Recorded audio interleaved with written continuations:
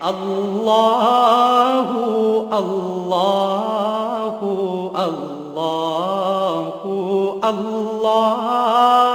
خشوع کا مطلب یہ ہوتا ہے کہ انسان دلی طور پر ایک تو متوجہ رہے، اور دوسری بات یہ ہے کہ اس کے دل میں اللہ کے سامنے عاجزی کا اور اپنی کمتری کا، اپنی ذلت کا احساس اس کے دل میں ہو، اور پھر اس کا اثر اس کے جسم پر ظاہر ہوتا ہے۔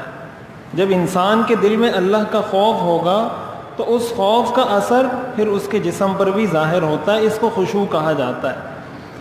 قرآن کریم میں اللہ تعالیٰ نے ارشاد فرمایا قد افلح المؤمنون الذین هم فی صلاتهم خاشعون، تحقیق کامیاب ہو گئے مومن۔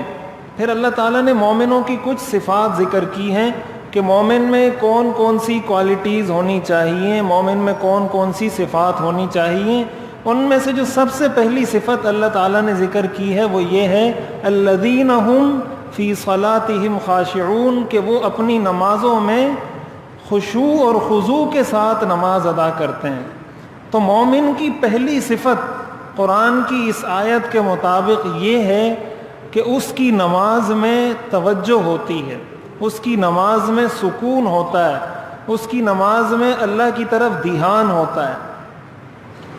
ایک اور مقام پر اللہ تعالیٰ نے ارشاد فرمایا وَاسْتَعِينُوا بِالصَّبْرِ وَالصَّلَاةِ وَإِنَّهَا لَكَبِيرَةٌ إِلَّا عَلَى الْخَاشِعِينَ، کہ مدد طلب کرو صبر کے ذریعے اور نماز کے ذریعے۔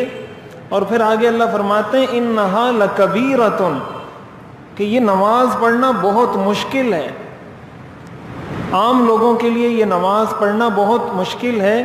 الا علی الخاشعین، مگر وہ لوگ جن کے اندر خشوع اور خضوع ہو، یعنی جن لوگوں کے اندر توجہ پائی جائے، جن لوگوں کے دلوں میں اللہ کی طرف دھیان ہو نماز میں، ان کے لیے نماز پڑھنا مشکل نہیں ہوتا۔ تو اس کے اندر گویا اللہ تعالیٰ نے ہمیں اس چیز کا حل بھی بتایا ہے